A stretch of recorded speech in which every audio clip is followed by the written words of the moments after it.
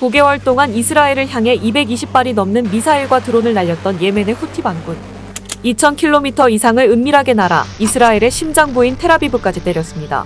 다음날 곧바로 F-15, F-35 전투기를 출격시키고 처음으로 예멘 본토를 직접 타격한 이스라엘. 이스라엘의 이번 장거리 공격이 이란 석유 수출 터미널에 대한 전략적 경고라는 분석도 있는데요.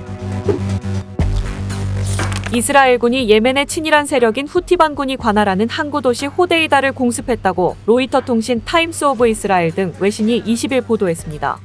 이번 공습은 후티 반군이 무인기 드론으로 이스라엘 텔아비브를 공격한 지 하루 만에 발생했고, 지난 10월 하마스의 기습으로 가자 지구에서 전쟁이 발발한 이후 처음인데요.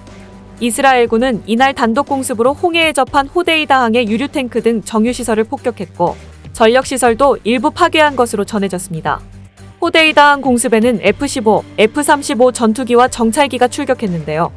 목표물이 1,700km 이상 떨어졌기 때문에 공중급유기도 투입됐는데, 해당 항공기들은 작전을 마친 뒤 이스라엘로 무사귀환한 것으로 알려졌습니다. 이스라엘군 작전명은 롱암, 즉 먼거리 작전으로 후티 반군의 이란 무기 수입을 방해하고 이들에게 재정적 피해를 입히는 것을 목적으로 뒀는데요. 이스라엘은 폭격에 앞서 미국 등 동맹국의 작전 계획을 미리 공유했다는 전언입니다. 이스라엘의 이번 공격이 이란에 대한 전략적 경고라는 분석도 있는데요. 예루살렘 포스트에 따르면 페르시아만에 위치한 하르그 섬은 이란의 주요 석유 수출 터미널로 이란의 원유 수출 대부분을 처리합니다. 이 시설은 단순한 경제적 자산이 아니라 이란의 지정학적 영향력과 지역 활동 및 대리인 자금 조달 능력의 중요한 루트죠.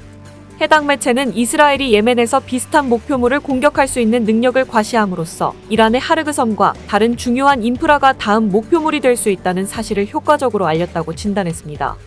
요아브 갈란트 이스라엘 국방장관은 예멘 공습에 관해 현재 호데이다에 발생한 화재를 중동 전역이 목격하고 있고 그 중요성은 분명하다며, 후티는 우리를 200번 넘게 공격했지만 처음으로 이스라엘 시민에게 해를 입혔기 때문에 공격한 것이라고 밝혔죠. 이어 이스라엘 시민의 피해는 대가가 따른다라며, 가자, 레바논, 예멘 그리고 다른 곳에서도 분명히 드러났다. 우리는 필요한 모든 곳에서 공격을 수행할 것이라고 경고했습니다. 베냐민 네타냐후 총리는 TV 연설을 통해 호데이다는 군사 목적으로 사용되는 곳이라며 이란의 무기가 반입되는 항구를 타격한 것이라고 했는데요. 그러면서 이스라엘이 어디에든 닿을 수 있다는 점을 적들에게 상기시켰다라며, 후티는 하마스와 헤즈볼라처럼 이란의 악의 축에서 필수 요소다. 중동 안정을 위해 악의 축에 맞서야 하고 이스라엘을 지지해달라고 호소했습니다. 앞서 예멘 후티 반군의 무인기 드론은 지난 19일 2,000km 넘는 거리를 날아와 이스라엘의 심장부인 텔아비브를 공격했는데요. 이 공격으로 1명이 숨지고 10명이 다쳤습니다. 후티 반군의 목표물 지점은 텔아비브 주재 미국 대사관 인근의 아파트였는데 대사관 별관 건물과의 거리는 100m 정도에 불과했죠. 당시 이 드론은 후티 반군의 근거지 예멘에서 출발해 홍해 및 사우디아라비아 상공을 가로지르는 직선 항로를 따르지 않고 이집트 영공으로 우회했다는데요.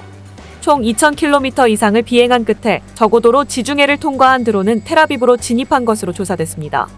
텔아비브 공습에 사용된 드론 사마드의 사거리는 1,500km 안팎으로 알려졌죠. 다만 이번에는 후티가 폭발물 무게를 18kg에서 10kg 밑으로 낮추는 등 더 멀리 비행할 수 있도록 드론을 개조한 것으로 이스라엘군은 추정했습니다. 한편 일각에서는 이스라엘이 예멘에 직접 보복을 단행하면서 후티와 헤즈볼라, 하마스 등 이란을 뒷배로 둔 저항의 축 세력으로 확전될 가능성이 더 커진 것이 아니냐며 우려하고 있습니다.